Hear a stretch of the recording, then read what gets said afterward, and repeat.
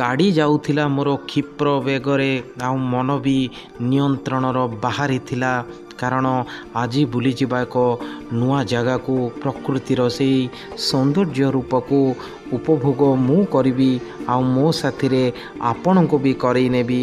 यही जगह खोजु खोजु आमे पहुँची गंजाम खलिकोट पाखे थिबा निर्मल झर जगह को तापर जहाँ देखी आपण देखंतु मु बाध्य होइतिली मो गाड़ी रखी हजि जीवाई से निर्मल झर पीठरे।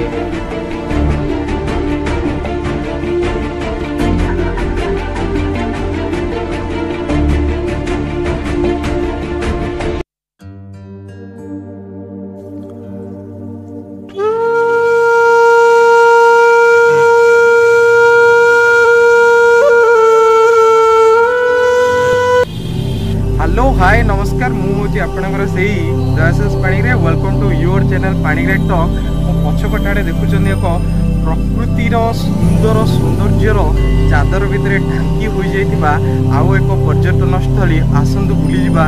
से पर्यटन कौन महत्व अच्छी कौन अच्छी से जगह आउ झरणार कुळुकुळु नाद आपण कान को सतरे गुंजरित करुथिबो आउ मो सहित बुली जिबा से गंजाम भितर थिबा को नुआ जगह को नुआ जगह नु आपण मानकर से पुराना जगह निर्मल झर।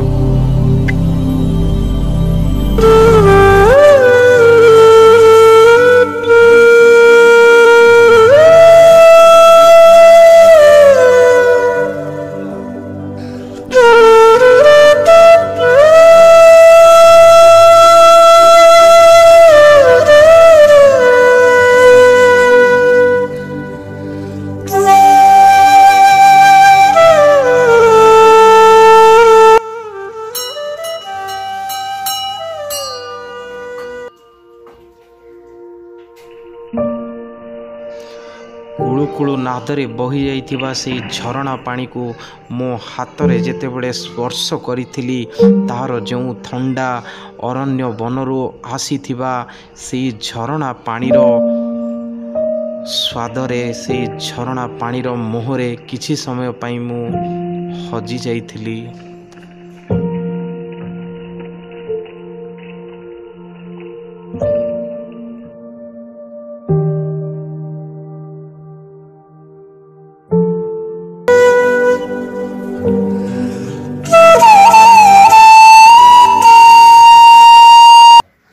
ओके बहु पुरातन काल माने राजा राजुती समय एठी एक दुर्ग टाइप थिला। ए पाखरे अछि आपनकर को एरिया कहले खलिकोट एरिया अछि।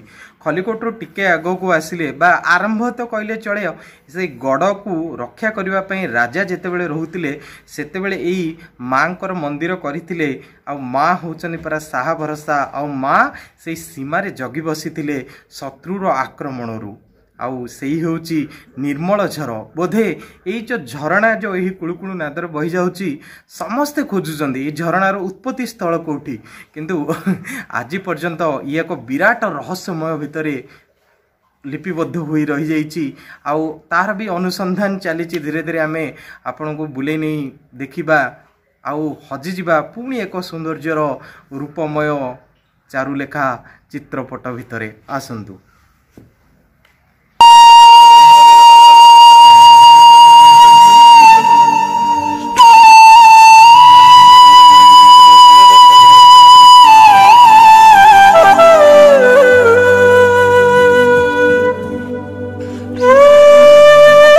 पछपटे देखिपे शिव मंदिर आपड़ जिते आसवे एपटे भी देखुए जगन्नाथ मंदिर आपड़ देखिपे ये माँ विमला माँ मंदिर विमला कुंड आउट भी देखिपे ये जगन्नाथ जिते आड़प मंडप टाइप अच्छी आपड़ कहीपर यहाँ को नाट मंडप।